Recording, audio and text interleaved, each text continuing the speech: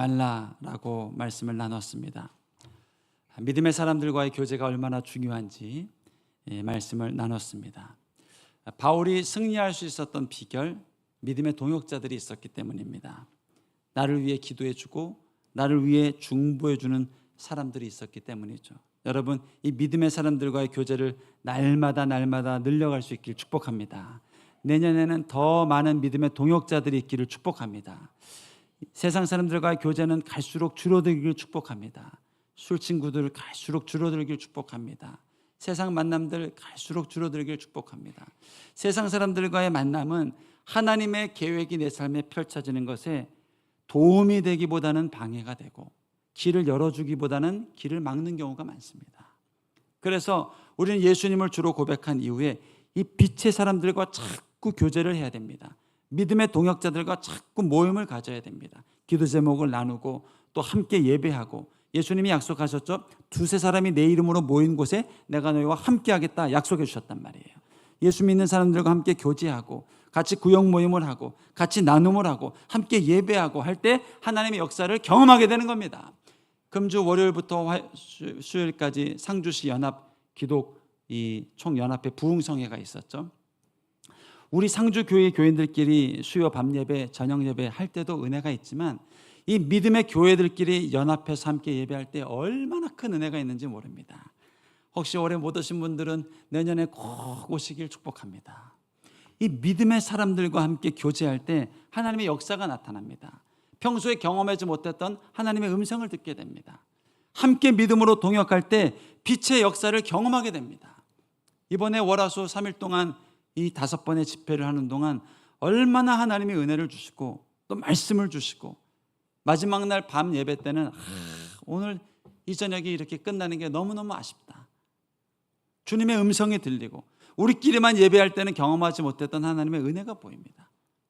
저는 찬양단도 우리 교회 이 찬양단만 잘하는 줄 알았는데 이 시민교회 가보니까요, 젊은 청년들이 얼마나 많이 싱어를 하고 인도를 하고 이 악기를 연주하고 하면서 예배하는 것을 보면서, 야, 정말 하나님의 청년들이 이렇게 있구나.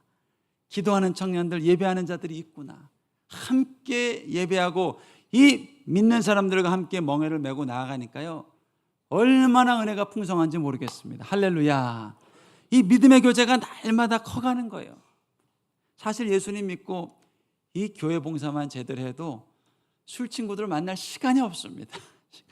저는 여러분 세상 친구들과의 모임이 갈수록 줄어들어가기를 축복합니다. 아니, 늘어가야 될 이유가 있다면 이제 전도하기 위해서, 복음 전하기 위해서 이전보다 더 많은 믿지 않는 사람들을 만나는 것이죠. 그러나 바울은 말합니다. 믿음의 사람들과 함께 멍에를 매는 것이 중요하다. 여러분, 올해보다 내년에는 더 많은 믿음의 동역자들을 여러분 주변에 확보할 수 있기를 축복합니다. 믿음의 부모님, 믿음의 자녀들, 믿음의 친척들, 믿음의 구역 식구들, 함께 믿음으로 기도하는 이 기관원들, 함께 기도하고 함께 예배하고 함께 나눔하며 은혜의 시간들이 내 인생의 배가 되는 것이죠. 그래서 바울은 지난주 고린도서 6장 14절에서 이렇게 말합니다. 너희는 믿지 않는 자와 멍에를 함께 매지 말라. 인생이라는 멍에를 끌고 가면서 믿지 않는 자와 함께 멍에를 매지 말라. 믿지 않는 자와 함께 멍에를 메고 삶을 나누는 것, 내 인생을 향한 하나님의 계획에 도움이 되기보다는 방해가 됩니다. 하나님의 뜻이 펼쳐지는 것에 도움이 되기보다는 방해가 되는 것이죠. 대표적인 경우가 결혼입니다. 여러분, 믿지 않는 자와 멍에를 매지 말라라는 것은 내 배우자의 선택의 문을 좁히는 이 나에게 또 다른 멍에가 아닙니다.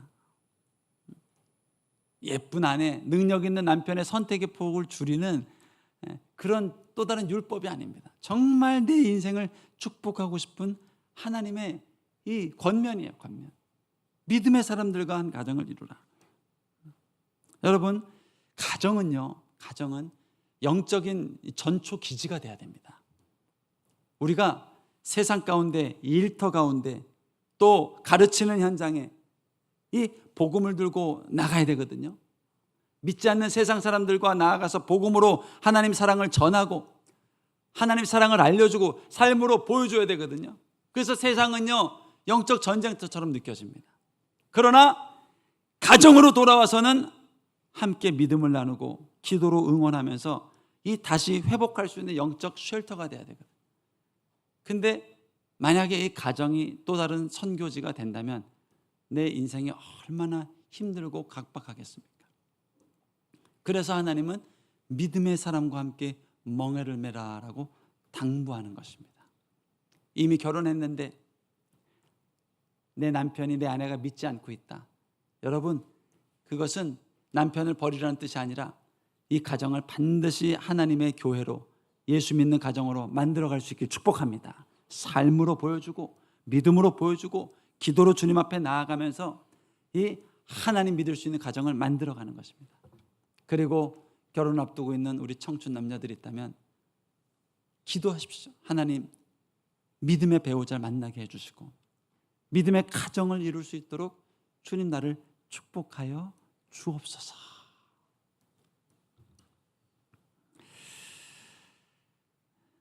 여러분, 믿음의 교제가 날로 날로 커갈 수 있기를 축복합니다. 믿음의 동역자들이 날로 날로 많아질 수 있기를 축복합니다. 자, 그런데요, 오늘 본문은 이제 믿음의 사람들과 교제하면 그러면 상처가 없습니까? 실패가 없습니까? 믿음의 사람들과 함께 멍에를 매면 날마다 승리할 수 있습니까? 안 그런 것 같은데요.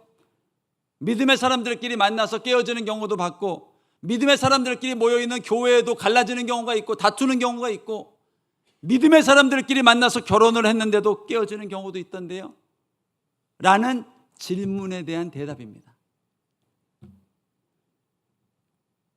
하나님 말씀처럼 믿음의 사람들과 교제하고 믿음의 사람과 나눴는데 교회에서 상처받는 경우가 있는데요, 라는 반문에 대한 바울의 응답입니다. 어떻게 이 문제를 해석해야 될까? 해결해야 될까? 믿는 자와 멍에를 매면 항상 승리만 있고 영광만 있을까? 그렇지 않습니다. 믿는 자와의 교제에 어둠이 틈탈 수 있습니다. 사단이 낄 수 있습니다. 갈라질 수도 있습니다. 여러분, 대표적인 경우가 아담과 하와, 최초의 인간이죠. 죄가 없는 하나님의 자녀들, 그들의 만남 가운데 늘 하나님이 함께했고 그들의 만남 가운데 늘 믿음의 사람들, 믿음의 멍에를 함께 메고 가고 있었습니다. 그런데 그 사이에 사단이 뱀으로 유혹하여서 이들을 넘어뜨리자 이 가정이 깨어졌습니다. 이 가정에 죄가 들어왔습니다. 그때부터 부부간의 갈등이 시작됐고요, 아픔이 시작됐고요, 깨어짐이 시작됐습니다. 어쩌면 바울이 경험한 일도 그것입니다. 바울은 예수님 믿고 믿음의 사람들과 함께 멍에를 메왔습니다. 그리고 예수 믿는 사람들과 함께 교제하면서 이방인 전도에 힘써왔습니다. 그런데 웬걸요, 이 믿음의 사람들이 자기를 오해하고 자기를 손가락질하고 자기를 배신하고 자기 마음을 아프게 하는 경우도 많이 있었거든요. 대표적인 경우가 바로 이 편지를 받고 있는 고린도 교회입니다. 사단이 오해를 주고 갈라치기를 하고 갈등 관계를 만드니까, 여러분, 고린도전서에서 얼마나 많은 교회 어려움이 있었습니까? 분파가 있었습니까? 나는 바울 편, 나는 아볼로 편, 나는 게바 편이다, 아니다, 나는 그리스도 편이다까지 하면서 다툼이 있고 교회 내에서 법정 소송까지 이루어지는 일들이 일어났었거든요. 바울이요, 이 교회 안에서 믿음으로 함께 멍에를 메고 갔는데 얼마나 힘든 일이 있었는지 오늘 읽었던 고린도서 7장 2절 말씀을 보면 바울의 속마음을 잘 살펴볼 수가 있습니다. 마음으로 제발 우리를 영접해달라. 우리는 아무에게도 불의를 행하지 않았다. 근데 왜 나를 불의한 자로 자꾸 여기느냐? 아무에게도 해롭게 하지 않았다. 다 잘되라고 한 말이다. 근데 왜 나를 이렇게 나쁜 사람으로 취급하고 자꾸 힘들게 하느냐? 아무에게도 속여 빼앗은 일이 없다. 횡령한 일이 없다. 배임한 일이 없다. 그런데 왜 자꾸 나를 횡령했다고 배임했다고 자꾸 나를 오해하느냐? 라고 바울이 얘기하고 있는 거예요. 여러분, 이 말을 보면 믿음의 사람들과 함께 멍에를 메고 갔는데도 갈등이 있었다는 거예요. 어려움이 있었다는 거예요. 여러분, 이것이 얼마나 사단이 강한지 몰라요. 죄가 강력한지 몰라요. 우리도 경험하는 아픔입니다. 그러나 결론이 중요합니다. 결론. 이 바울이 그럼에도 불구하고 주님의 십자가를 놓지 않고 주님의 십자가를 잃어버리지 않고 이들이 날 상처 줬네, 내 버리지 않고 계속 주님을 바라보면서 우리 주님을 의지하고 기도하며 나아가다 보니까 결국에 하나님이 회복과 회개의 영을 부어주셨다는 거예요. 할렐루야. 이 두 가지를 꼭 기억해야 됩니다. 믿음의 사람들과 멍에를 메고 갈 때도 아픔이 생길 수 있습니다. 믿음의 가정, 이혼 위기를 갈 수도 있습니다. 어려움이 생길 수도 있습니다. 그러나 하나님은 믿음의 사람들 안에서 일어난 아픔에 대해서, 상처에 대해서 반드시 회복과 회개의 길로 인도하신다는 거예요. 할렐루야. 여러분, 교회 떠나지 않기를 축복합니다. 예수님 놓지 않기를 축복합니다. 절대로 예수님 잃어버리면 안 됩니다. 여러분, 교회에서 상처받아도 예수님 절대로 놓지 않기를 축복합니다. 예수님 잃어버리지 않는 인생이 돼야 돼요. 얼마나 마귀는요, 우리로 하여금 예수를 잃어버리고 예수를 놓치게 하는지 모릅니다. 제가 이전에 심어하던 교회 옆에 큰 교회가 있었습니다. 제가 심어하던 교회보다는 작은 교회지만 총회장까지 나온 교회입니다. 근데 그 교회 선임 장로님이 은퇴를 얼마 앞두고 극단적인 선택을 했습니다. 대기업 부회장이었습니다.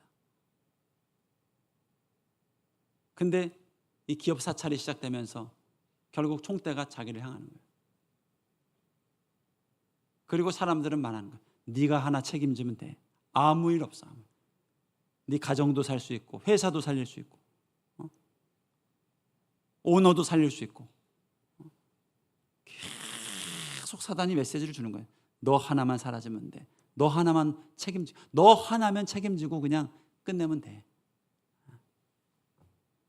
이 장로님이요, 순간 예수를 잃어버린 거예요.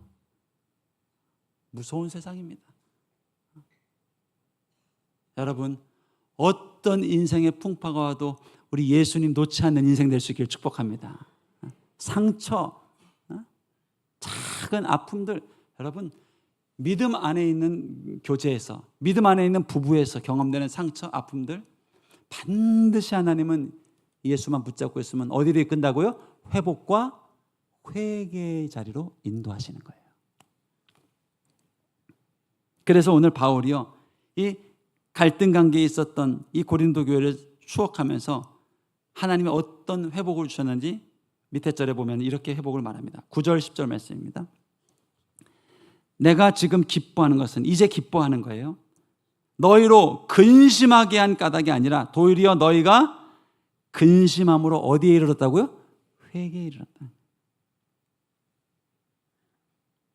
10절 말씀 볼까요? 하나님의 뜻대로 하는 근심은 후회할 것이 없는 구원에 이르는 회개를 이룬다. 세상 근심은 무엇을 이룬다고요? 사망을 이룬다는 거예요. 그러니까요, 상처가 있고 근심이 생기고 문제가 생길 때 이거를요, 사단이 딱 붙잡고 나를 공격하면 어디로 끌고 가는 거예요? 사망으로 끌고 가는 거예요. 사망. 제가 앞서 말씀드렸던 그 선임 장로님, 이 문제와 위기 속에 예수를 딱 잃어버리게 만드니까 결국 그 근심의 끝은 뭡니까?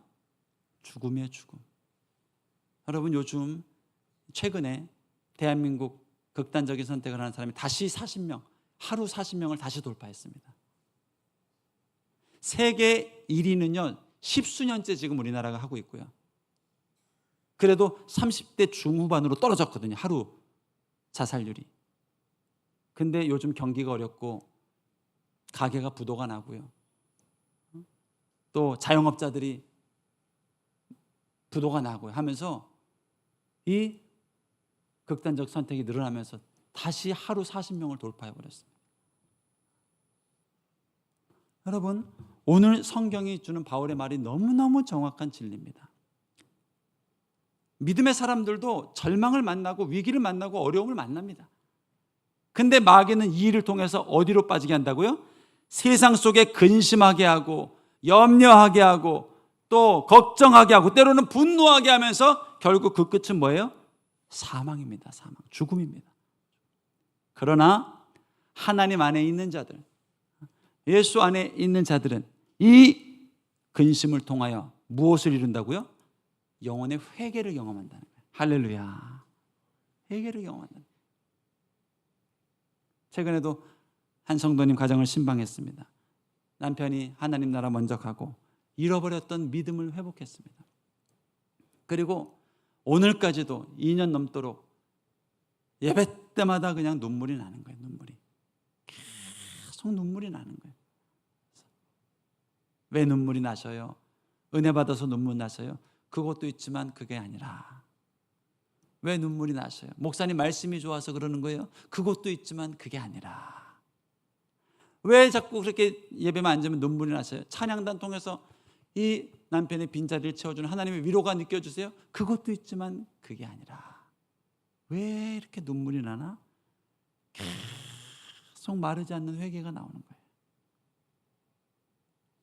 이 좋은 하나님을 놓치고 살았던 내 삶에 대한 후회,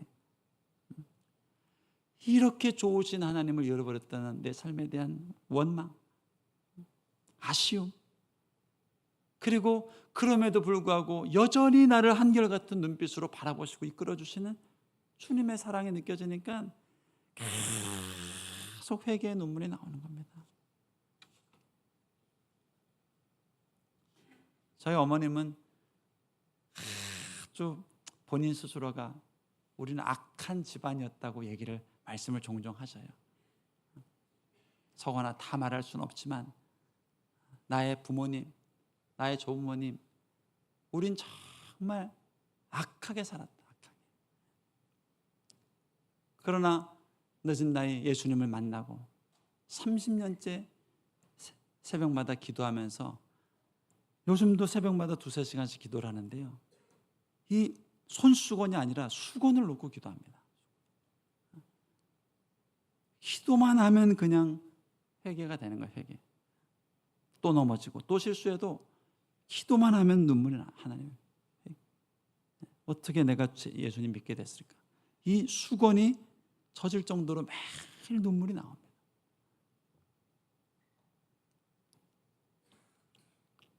그 눈물은 주님 나라 가까울수록 더 깊어지고 많아지겠죠. 할렐루야. 예수님 처음 믿을 때 회개하고 눈물 흘리는 줄 알았는데 5년 되고 10년 되고 보니까 회개가 더 깊어집니다. 회개가 더 깊어집니다. 어린아이들 때리면 그 자리에서 잘못했습니다 하고 울죠. 근데 자녀들이 클수록 부모님한테 잘못한 게 더 많이 느껴지죠. 그리고 이 땅을 떠나시면 평생 울면서 부모님을 추억하죠. 부모님을 향해서 회개할 게 많아진다는 것은 이게 철이 들었다는 거잖아요. 여러분, 우리는 예수님 앞에 매일매일 철 들어가는 하나님의 자녀들 될 수 있길 축복합니다. 이전엔 죄라고 느껴지지 않는 것들. 요즘 제가 많이 회개하는 거는 걱정하는 거예요. 걱정하는 거. 걱정이 죄라고까지 심각하게 생각하지는 않았다는 것 같아요. 사람들이 준 염려의 말, 이걸 가지고 고민하는 걸 난 죄라고 생각하지는 못했던 것 같아요. 근데 하나님을 깊이 만날수록 이 천지를 지으신 하나님을 놔두고 잠시 잠깐 오전에 걱정했던 것, 잠시 잠깐 점심에 걱정했던 것, 그런 부분들이 막 회개가 돼요. 아니, 이 하나님을 놔두고 내가 하나님을 믿는다면서 이렇게 염려했고 이렇게 잠깐 근심한 게 그게 막 회개가 돼요. 사람들의 평가를 두려워한 것, 그것도 막 회개가 돼요. 그리고 나의 회개는 5년, 10년 될수록 더 깊어지겠죠. 오늘 바울이 고린도 교회를 보면서 참 다투고 많고 어려움이 많았는데 지나고 보니 하나님께서 이 고요를 하여금 회개를 하시고 회복해 하셨던 축복이 임한 겁니다. 할렐루야. 10절 말씀 다시 한번 읽어볼까요? 하나님의 뜻대로 하는 근심은 후회할 것이 없는 구원에 이르는 회개를 이룬다. 여러분, 회개가 오늘보다 내일 더 깊어지길 축복합니다. 올해보다 내년에 더 많은 회개가 나올 수 있길 축복합니다. 우리 인생에요, 이 먹구름이 낄 때가 참 많습니다. 관계의 먹구름, 재정의 먹구름, 건강의 먹구름, 앞날이 보이지 않는 먹구름이 낄 때가 참 많습니다. 그런데요, 이 먹구름이 좀채 사라지지 않을 때가 있어요. 오랜 시간 먹구름이 머물러 있을 때가 있어요. 이 인생의 먹구름이 좀채 사라지지 않을 때가 있단 말이에요. 여러분, 그 먹구름이 기다리고 있는 게 뭘까요? 회개입니다. 회개. 영혼 깊은 곳에서 흘러나오는 회개입니다. 회개는요, 가르친다고 되는 거 아닙니다. 강요한다고 되는 거 아닙니다. 노력한다고 되는 게 아닙니다. 주님의 십자가를 바라보고 예수님의 행하심을 날마다 기억하고 그분의 십자가를 날마다 높여드리는 예배자로 살아가다 보면 그 크신 하나님의 사랑 앞에 절로 회개의 영이 부어지는 거예요. 할렐루야. 주님 잘못했습니다. 내가 잘못 살았습니다. 남편 문제인 줄 알았는데 내 문제였습니다. 자녀 문제인 줄 알았는데 내 문제였습니다. 사람들 문제인 줄 알았는데 내 귀가 얇았습니다. 여러 가지 것들을 상하고 통회하는 마음으로 주 앞에 내려놓으면서 이것이 내 마음에 새로운 마음을 불러일으킨단 말이에요. 여러분, 회개의 영을 사모할 수 있길 축복합니다. 오늘 10절 말씀에서요, 하나님께서는 이 근심을 통하여 회개로 이루는데 사단은 어떻게 한다고요? 근심을 통하여 사망을 이룬단 말이에요. 제가 수능 1세대입니다. 근데 수능 시험을 몇 번 얘기 나눴죠. 한 달 정도 앞두고 무면허 차 사고를 냈습니다. 그날 아침에 저녁에 아버님 어머님이 교회 수련회를 가셨습니다. 그러면서 지난 3년 동안 중학교 3학년 때부터 어머니 차를 몰래 끌고 나갔던 저를 아시기 때문에 키도 다 감춰놓고 열쇠도 다 감춰놓고 그리고 아버님 차로 이제 가셨어요. 근데 제가 복사해 놓은 키가 있었습니다. 그게 수능 한 달 전이에요. 한 달. 정신 나갔죠. 그렇게 수능에 스트레스를 많이 받고 준비를 했는데 한 달 앞두고 부모님 안 계시면 더 열심히 공부를 해야죠. 지금 성적이 바닥에 있는데요. 근데 그 밤에 차를 몰고 강남을 돌아다니면서 친구들 한 명 한 명 다 제 집으로 데리고 옵니다. 한 10대 명이 온 것 같아요. 전부 다 밤새. 그리고 다 데려다주고 너무 재밌는 거예요. 운전이 밤에. 그리고 뒤에서 친구들이 이야 대단한데 한 명도 저한테 너 왜 그러냐, 너 이 면허도 없이 운전하면 되냐 하는 친구가 없었어요. 지금 좋은 친구를 사귀어야 됩니다. 다 와 대단한데, 이야 성원이 용감해, 대단해, 대단해, 나도 해야지. 그러다가 아침에 이제 다 친구들 데려다주고 차에 기름 넣으러 가다가 택시랑 사고가 난 겁니다. 그래가지고 그 고등학교 3학년 뭘 어떻게 처리할 수 있겠습니까? 집으로 데리고 와서 각서 부르는 대로 다 써주고 그리고 이제 돌려보내고 그때부터 한 18시간 집에 이제 부모님 오실 시간을 기다리는데 이 일도 내가 그때 주님 앞에 엎드리고 주님의 은혜를 받고 나아가면요, 이게 생명에 이르는 소망, 영혼의 기쁨, 영혼의 새 삶, 새 소망이 내 안에 잉태가 됐을 거예요. 근데요, 마귀는요, 이 일로 인해서 나로 근심하게 하고 걱정하고 염려하게 하지 영혼의 회개로 이르지 못하게 하더라고요. 밤새 운전하고 잠을 못 잤는데도 30분 단위, 10분 단위로 깨면서 어떡하나 오시면 엄청 혼날 텐데 어떡하나. 그리고 드디어 도착하셨습니다. 밑에서 경비 아저씨가 얘기를 했어요. 둘째 아드님이 사고 내서 이만 일이 있었고 택시기사가 왔다 갔고 이런 일이 있었습니다. 아버님 어머님이 탁 14층으로 이제 올라오셔서 문을 열고 발자국 소리가 아직도 들립니다. 저벅. 근데 딱 문을 열고 그 아버님이 정말 있는 힘을 다해서 성령으로 유괴 행실을 죽이고 용서를 하시더라고요. 그럴 수 있지. 그럴 수 있지. 대신 교회 가서 기도 좀 하고 와라 그러더라. 할렐루야 하고 집 밖으로 나와서 교회 본당에 앉았습니다. 기도도 잘 못할 때예요. 방언 기도도 못할 때고, 기도하면 기도 열심히 하고 나면 1분 지나 있고, 그럴 때입니다. 근데도 일찍 돌아갈 수는 없고 한 2-3시간을 본당에 앉아가지고요, 기도하다 생각하다 기도하다 생각하다 그러면서 하나님 앞에 기도하다 보니까 참 내가 너무너무 한심해요. 수능 시험을 한 달 앞두고 지금 내가 이 일로 와서 이렇게 기도하고 있는데 스스로가 너무 한심해요. 그러면서 기도합니다. 하나님, 나를 새롭게 해주세요. 나도 이루고 싶어서 이러는 게 아닙니다, 주님. 공부하기가 싫고 놀고 싶고 운전하고 싶고, 하나님 나를 새롭게 해주세요. 또 화장실 갔다가 또 본당 와서 하나님 나를 새롭게 해주세요.